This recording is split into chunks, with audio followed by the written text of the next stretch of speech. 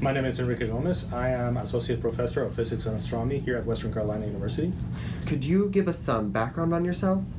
Well, I was born in Mexico, and I migrated to the United States with my family when I was 12. We went to California, where I went to middle school, high school, and college.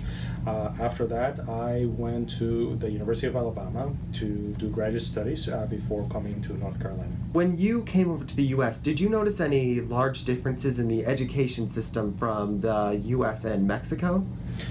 I would say so. A lot of what you have in Mexico has been informed by essentially European models. What you have in the United States is something that was developed by essentially John Dewey, and you have an entire history that was developed internally. You have, for instance, a system of funding of education, which is very much locally based, in the sense that you have local school boards. There in Mexico, what you have is something that is very, very centralized, extremely centralized. You have one national board of education. You have that essentially adopts essentially all curricula, and all books. It's all something that is very structured from the top. The school that I went to, was not a public school. It was a private school. It was a bilingual school. Okay, it was a Catholic school just outside of Mexico City. So even though it was a private school, nevertheless, it had to follow many of the same textbooks and regulations that went along with that. Classes were much larger. Okay, some of the you would say that it would be a little bit more regimented as well, and a little bit less attention, at least at the time anyway. And of course, things changed in Mexico as have changed here in the United States. The effect of technology has been very drastic in the educational system in Mexico, as well as in the United States, as you know. Okay. I had heard that you worked for the NAACP in North Carolina. Could you give me some information on that? Well, the National Association for the Advancement of Colored People is the nation's oldest civil rights organization, founded in 1909. I essentially joined and became active, and now I'm president of the local branch, basically having to do with racism, as well as essentially what we're saying, fusion politics, bringing people from across various racial identities, class identities, religious backgrounds, and essentially brought together to tackle various issues that are affecting our community, as well as the state and nationwide.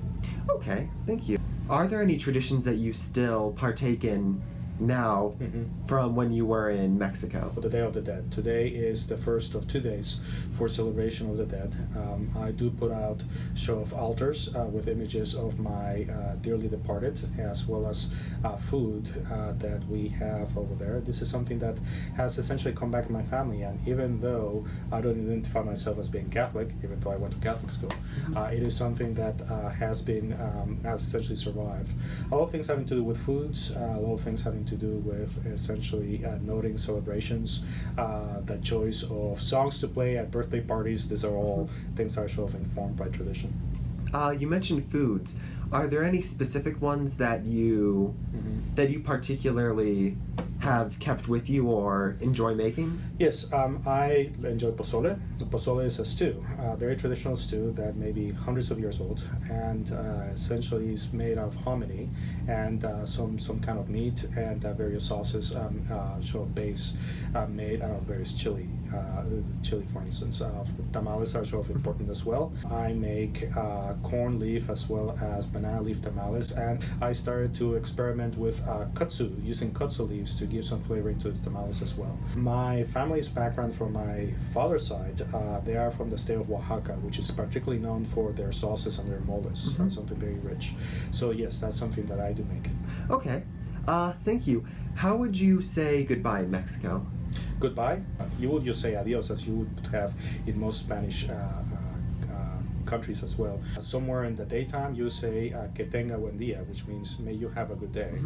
You could, if it's in the evening, you would say buenas noches, or que tenga buena tarde, may you have a good afternoon, or may you have a good night.